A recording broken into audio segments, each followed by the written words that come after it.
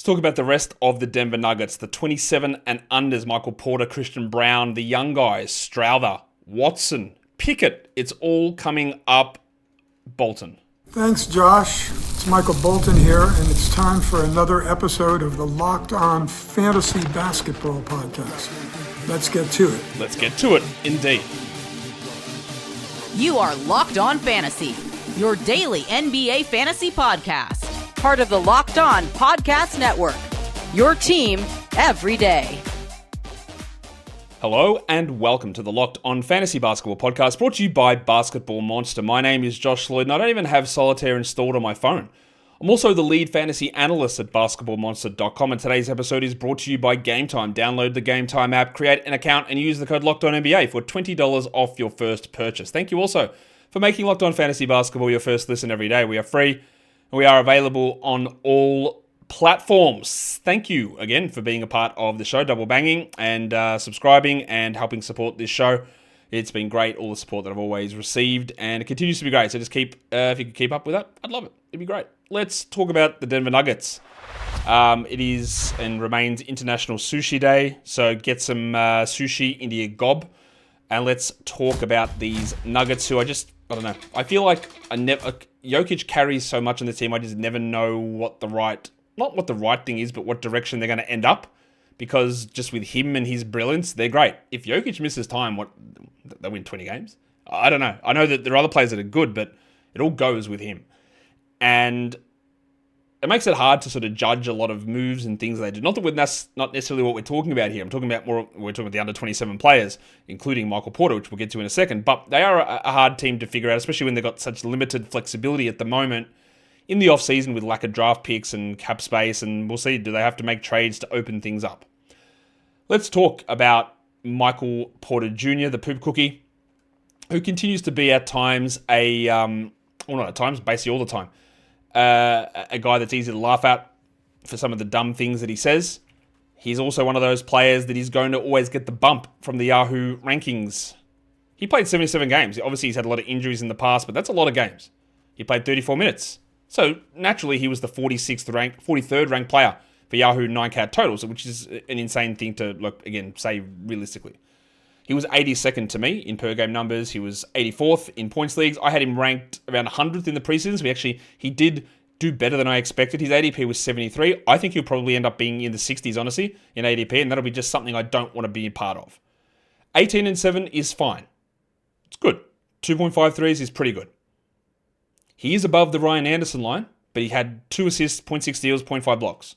He shot 40% from 3. This is what he does. You'd love him to be better than the 77 from the line. 50 from the field is okay. The discrepancies in his impact deltas is interesting. Darko thought he declined. Drip thought he was 97th percentile. I actually more in line with Darko there. He contested shots at a pretty high rate, but that doesn't generate big numbers block-wise. He doesn't pass. He's a low-usage player who probably could ramp up. But, what do we get out of this from a fantasy point of view? The threes are good. The points are average. The rebounds are above average. The field goals are above. The free throws are below. It's fine. Under no circumstance would you ever want to touch him in round 4 or 5. Honestly, round 6, I don't even believe in that either. You could say that there is a level of consistency and reliability, which is sort of true, but it's not.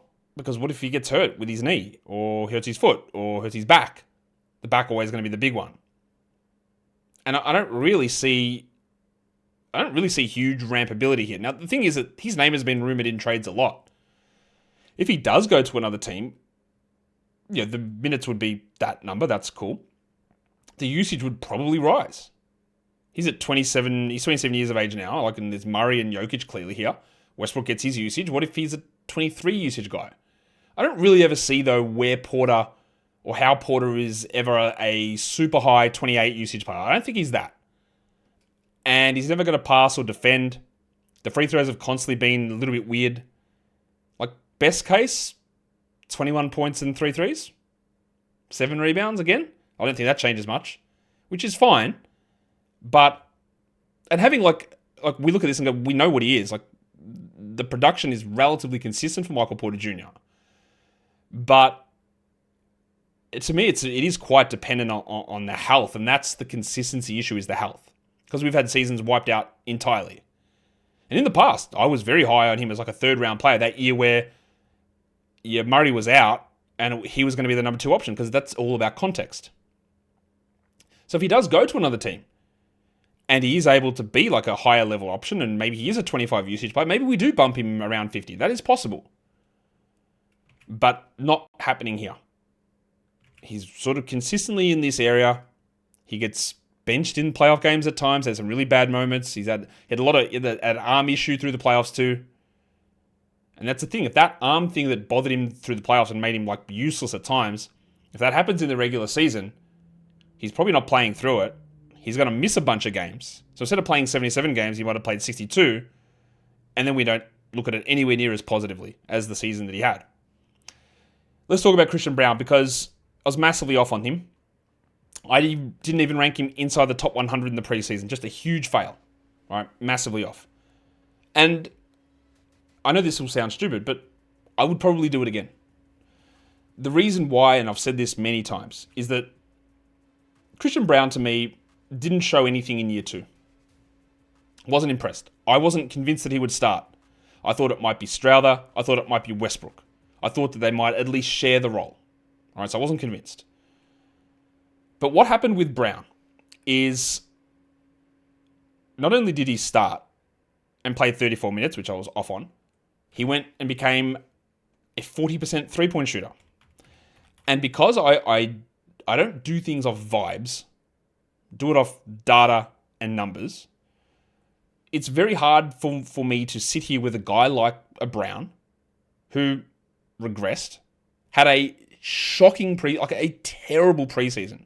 Like, he was really bad. Like, this is not giving any hope that he's going to be a good player moving forward, or he's even going to have a strong role. All right, I didn't feel that. He went from a 38% shooter to a 40% shooter, which I guess is possible, right? The thing that really did change is he went from a 69% guy at the line to hitting 83. For those of you who don't have a calculator quickly at hand, that's a 14 percentage point increase. I would never in a million years project a player to go up or down by anywhere near that. And that turned his fortunes around. But it wasn't only that, because, and I know that people will say, well, that's what happened. You play with Nikola Jokic and that happens. But he went from a sub 50% field goal guy, by the way, playing with Nikola Jokic, to being a 64% two-point guy. Again, 14 percentage point increase. Now, he played more with Jokic, that is true. But nothing to me in the past suggested that Christian Braun was going to bump his two-point numbers and his free throws by 14 percentage points each. Nothing. No way in the world did I think that was possible. Or it would be reasonable to project that. Didn't think that that was possible in the slightest, that he'd be able to do that. And that, realistically, that's what it is. Because his usage, exactly the same. 15.8 versus 7 the year before. His minutes jumped up 14 as well. His rebound and assist numbers and steal numbers per 36, exactly the same. So he just played extra minutes, and the free throw went from a big negative into a positive. The field goal percentage went from a negative into a positive. And because he was finishing at such an elite level, they gave him the extra minutes. So he improved a lot. Now we look at this, and he was the 85th ranked player, 106th in points leagues. He was 68th post-trade deadline. Remember, he lost his starting spot to Russell Westbrook in January. It did happen because he started off shooting like 48% from 3 or 44, and then it tailed off, and he started to really struggle. And then these are the little like sliding doors moments. Shout out to Damian Barrett. And by shout out, I mean a reverse shout out to him.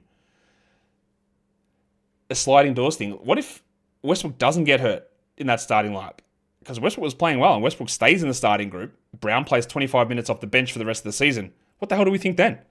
That it was just a real hot streak to begin the year, and like he is back to who he was in year 2 and year 1?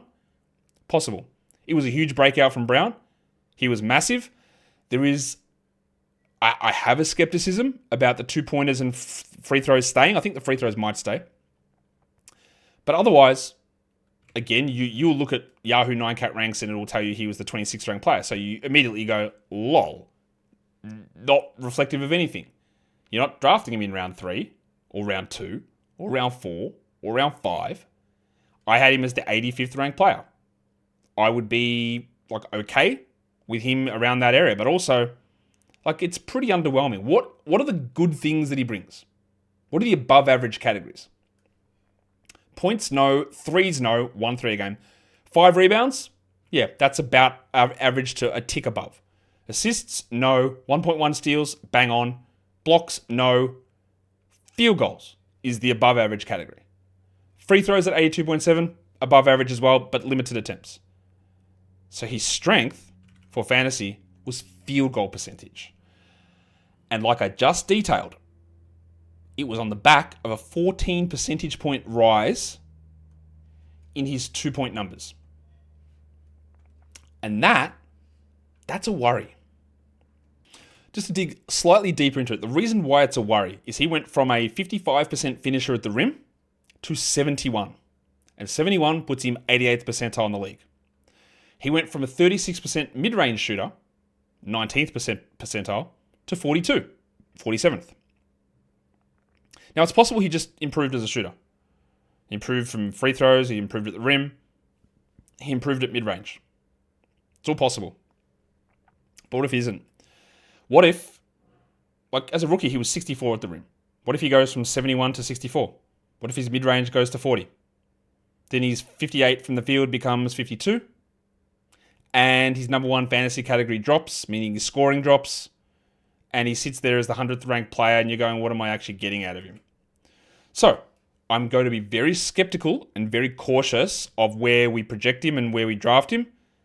And that Yahoo 9cat total ranking number is going to loom large in how people want to view him, I think. Keen for your thoughts on it, though. Today's episode is brought to you by Game Time. The NBA playoffs, they're here. The NBA finals are here. And getting in to watch the games live, the atmosphere is electric, and you want to be a part of that. And Game Time makes getting tickets to live events easy, whether it is the NBA finals, Stanley Cup finals, baseball, concerts, comedy, theater, whatever it is. Getting those electric tickets with no surprise fees and panoramic seat views, well, it's the best thing you could do. With Game Time, you've got the Game Time guarantee, so you get the best deal. So if you find a better price in the same row and section, they can credit you 110% of the difference. The app is simple. It's 2 taps and you're done. You got your seats, you're ready to go. And seeing that exact view gives you the idea of, hey, look what I'm going to see. Is this the right value? And yes, it is most of the time. Take the guesswork out of buying tickets with Game Time. Download the Game Time app, create an account, and use the code LOCKEDONNBA for $20 off your first purchase. Terms apply. Again, create an account and redeem the code LOCKEDONNBA for $20 off. Download the Game Time app today. Last minute tickets, lowest price guaranteed. All right, let's talk about more of these nuggets. I know that people are going to push back on the Christian Braun thing, and that's okay. I'd love to hear your thoughts and comments on that in the comments down below here. Let's go to Peyton Watson, a guy that was a weird first-round pick when he was drafted, didn't really show much as a rookie, then had a little breakout year 2, and I thought, there might be a little bit more something coming from here. And it feels like it's stagnated a bit for Watson. He's still only 23. But there were chances this season when Gordon was out, as much as he was out, that Watson didn't really grasp that chance. They went with Westbrook. Now, was that the correct decision? I don't know. Watson still played 24 minutes a night, but he only ranked 236th. He blocked 1.4 shots in 24 minutes. We know he's an elite rim protector, despite only being 63rd percentile in rim contests. He hits 35 from 3. That's not bad, considering where he came from as a shooter. But finishing at the rim, finishing 2-pointers, not good. 48 overall. 69 from the line. Bad rebounder. Low usage. I would love to see him in a ramped up 28-minute role. I would love to see him clicking more with Jokic as a finisher, but with Porter, with Gordon, with Christian Braun, who plays more like a 3-4 than a 2. It is hard for Watson. And the opportunity was there this season for Peyton to really establish himself with Gordon out, but Malone didn't want that to happen. That's okay. That sounds like I'm blaming Malone. I'm not. Watson didn't stick out and grab that role, but Malone also didn't believe in him to do it and didn't want him to push through those issues. So there's blame on both sides, because at some point, even if the coach doesn't love it, if you are undeniable, you will get the run. But he wasn't undeniable, so there was no leeway given to what Peyton could do. He is still really young. I'm not going to write him off, but we are getting to the stage where future starter is probably getting a little bit murky for Peyton Watson.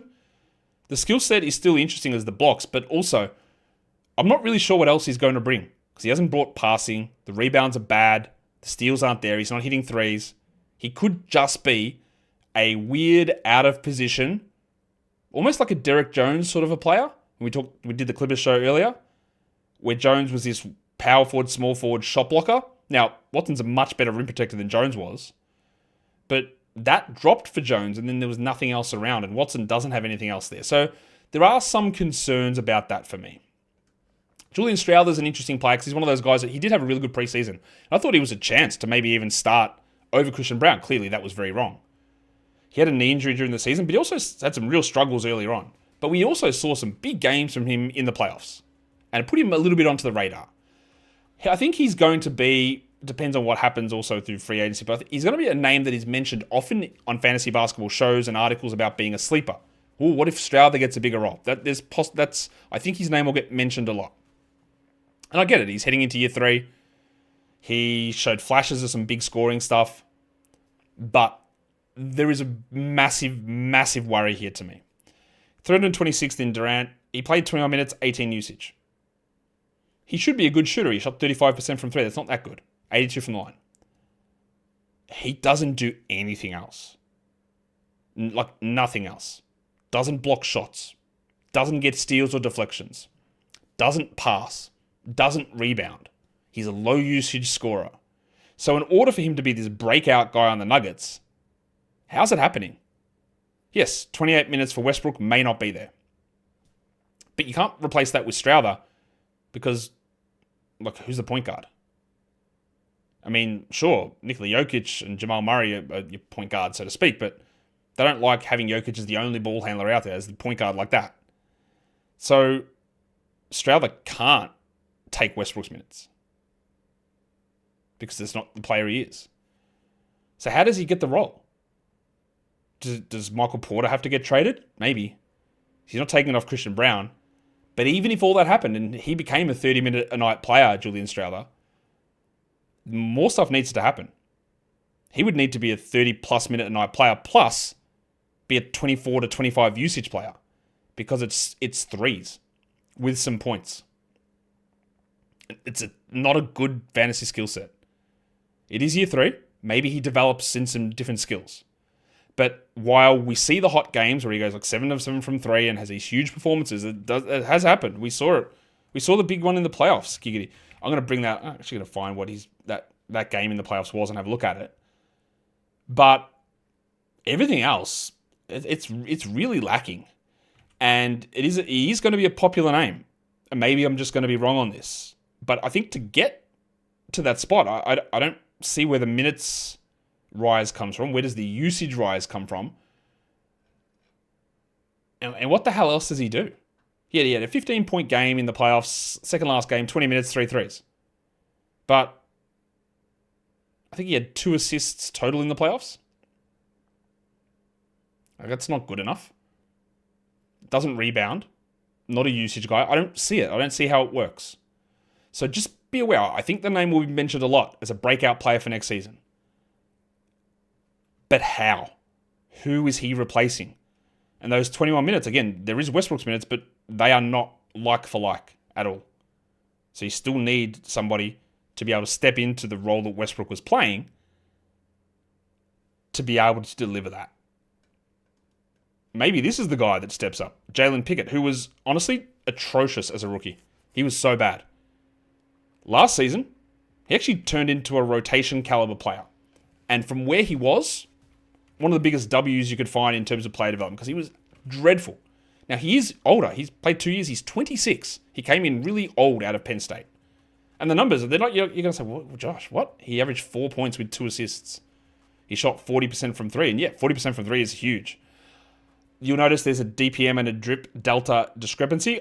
I agree with drip actually here. 92nd percentile improvement. He was trash. And he became good. His passing volume was high. He shot the ball better. He still got maloned at times. But it was a really sizable improvement from Pickett. Time on ball, 78th percentile. And if Westbrook leaves, There is the hole. This is the opportunity, I think, because he's a point guard. He'll handle the ball. We saw some games from him. He had a triple-double, a 17, 11, and 10 triple-double against the Spurs in April. It's April, though. He had a 14-point game in March against the Lakers. He had a 14, 3, and 9 game in 29 minutes against the Blazers in February, just after the trade deadline. He actually found himself in the rotation, an 11, 3, and 8 game in 23 minutes in December. Enough flashes where, what did you bring? Scoring, okay. Threes, ooh. Assists, interesting. Steals, maybe not as much. But multiple areas of value, I think, is one of those things where it looks interesting. The 3-point improvement, great. Still needs to get a lot better on his twos, and I worry that he's probably a little bit slow at times and not quite the athleticism to be a good rim finisher. But the assists look good. I like the 3-point improvement. And like when we talk about moving forward and trying to forward project some dynasty value, if that Westbrook spot is not filled by Westbrook or nobody else, and Pickett is a 24, 25 minute night play, probably wouldn't be more than 24, then deeper leagues will pay attention. They have to pay attention because there is something interesting there. So I'm not going to go overboard with it because those numbers aren't great. But there's a sliver, there's a window of maybe something that can occur. Today's episode is also brought to you by Ollie Pop. Ollie Pop is a new kind of soda made for people who love that classic taste of soda, but they want something to support their health. Just 2 to 5 grams of sugar in an Ollie Pop and 9 grams of prebiotic fiber. Ollie Pop is reimagining soda in a way that is better for your gut. Traditional sodas, you know, they're loaded with sugar. A can of Coke's got like 39 grams of sugar. Original Fanta, 44 grams of sugar. Ollie Pop flips that script with just a fraction of the sugar, no artificial sweeteners, and gut-friendly ingredients like Ollie Smart, a blend that is shown to support digestive and overall health. It tastes like the real thing, but you don't get those negative effects of all of that sugar. The flavors are great. The soda nostalgia will hit you when you drink one of these, plus you know that it's actually doing good for your body rather than bad. And you can get a free can of Ollie Pop right now. You buy any 2 cans in-store and they reimburse you for 1. Head to drinkolliepop.com/LockedOnNBA to claim your free can and find Ollie Pop near you. That is drinkolliepop.com/LockedOnNBA. Now we get into a bit of the dregs of the roster, and that includes Zeke Nnaji, who was signed to an extension a couple of years ago. He looked to be someone who might develop into something, and he has just gone backwards in basically every way imaginable. Nnaji's still only 24, so like 2 years younger than Pickett, younger than Christian Braun, but it just doesn't happen. He was like, Dario Saric was doing nothing. Your options were injured Vlatko Čančar and DeAndre Jordan, and Nnaji still couldn't do it. 11 minutes a game. Now, I think overall he played better than he has in the past, but you'll notice he just won't use possessions anymore. 12% usage. The thing that used to be really good about him is shot blocking, and it's still not bad. 0.7 blocks in 11 minutes is good.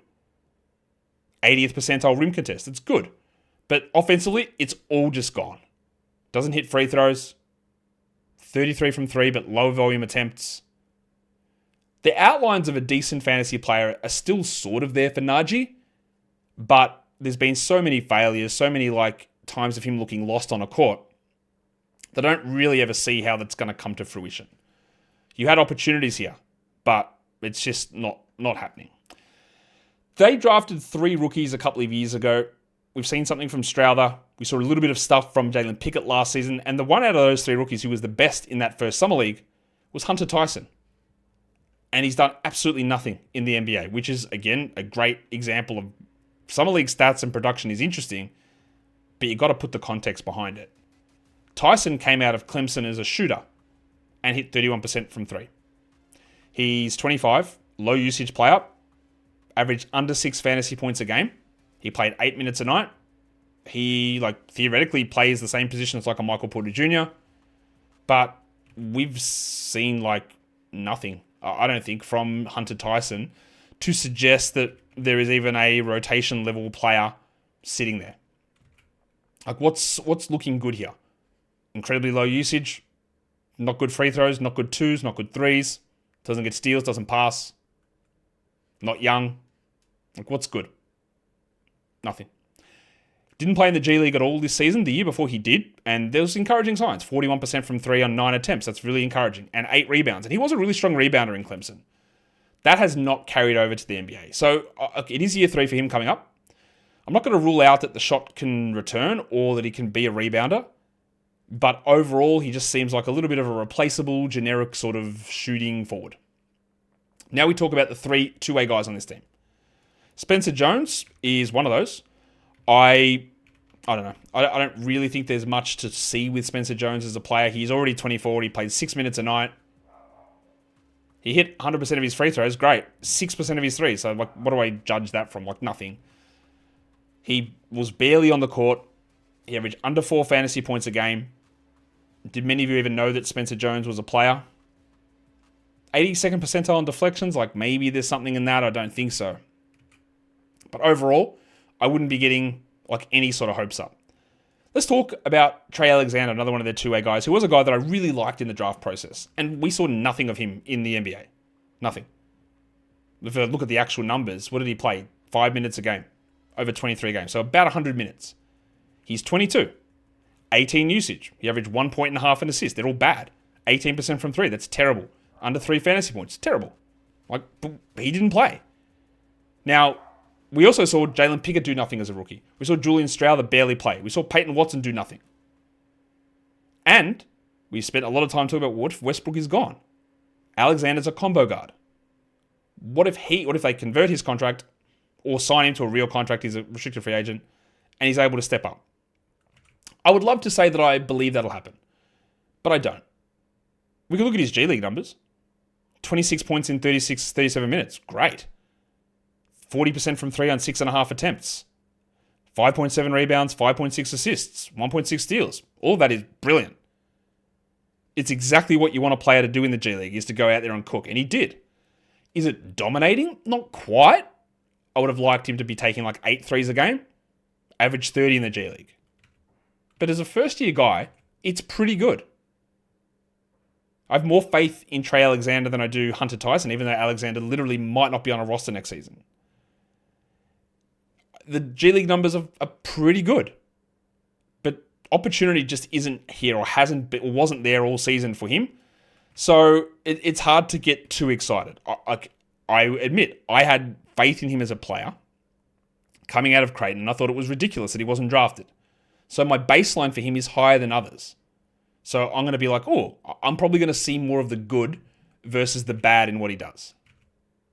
But it is hard to deny that 27, 6, and 6 in the G League on 40% from 3 is not good. And when you got Murray and Braun as your backcourt, true, but then it's Westbrook and Pickett, maybe Westbrook or Strawther. There is a chance there for Alexander. A chance. I'm not saying it's a good one or a strong one, but it's a chance. The last two-way guy is PJ Hall, another rookie who played barely in the NBA. Hunter Tyson teammate at Clemson. He is 23. He played 3 minutes a game in 20 games, averaged 1.7 points, shot 25 from 3. What he is a power forward who's a shooting big man and usually a pretty strong rebounder. Let's go and check what he did in the G League. 32 minutes, 19 and 12. Oh, 12 rebounds. That's interesting. 1.1 blocks, but only 32 from 3. And disappointingly, he only attempted 4 threes a game. He hit 1.4. I wanted a little bit more stretch out of PJ Hall.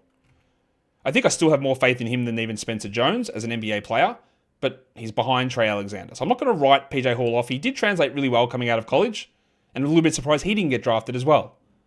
But it is really hard to find those roles on this Nuggets team. And that's the under or the under 27s for the Denver Nuggets. So I'll be back tomorrow with another team, and which team am I doing tomorrow? It's a good question. Think about who it is, Josh. It's a good team, I'm pretty sure. Let's double check. It is the New York Knicks. There you go. New York Knicks coming up tomorrow, so subscribe. You'll never miss that episode. Guys, we are done here. Thank you so much for listening, everyone. See ya.